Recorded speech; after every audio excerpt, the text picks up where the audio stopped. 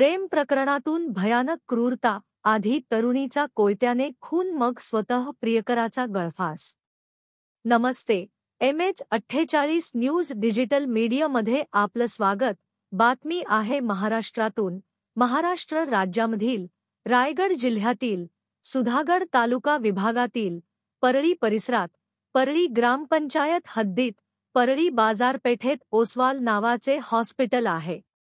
सदरच्या हॉस्पिटलमध्ये काम करणारी देसाई पाडा गावातील पौर्णिमा अनंता देसाई ही तरुणी कार्यरत असताना काल सायंकाळच्या वेळेस दुधानेवाडी गावातील तरुण रहिवासी शेखर संतोष दुधाने तेथे येऊन त्याने अचानक पौर्णिमा या तरुणीवर कोयत्याने मानेवर हल्ला करून गळा चिरून हातांवर वार करीत पौर्णिमा या तरुणीची निर्गुण हत्या केली आणि त्याचवेळी त्याच ठिकाणी स्वतः गळफास लावून घेत जीवन संपवल्याचे प्रत्यक्ष दर्शनी घटनास्थळी निदर्शनास आले आहे।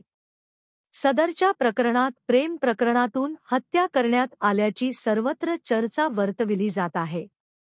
त्याचवेळी त्याच ठिकाणी हॉस्पिटलमधील डॉक्टर आणि हॉस्पिटलमधील सर्व स्टाफ कुठे होता, तसेच हॉस्पिटलमध्ये घटनास्थळी घटना होते वेळी तेथे उपस्थित कोण कोण होते की कोणी का नव्हते। सदरच्या तरुणीची हत्या नक्की प्रेम प्रकरणातून झाली की आणखीन कुठले वेगळे कारण आहे असा खुलासा किंवा अधिकची माहिती घटने मागचा तपास पाली पोलीस ठाण्यांतर्गत चालू आहे।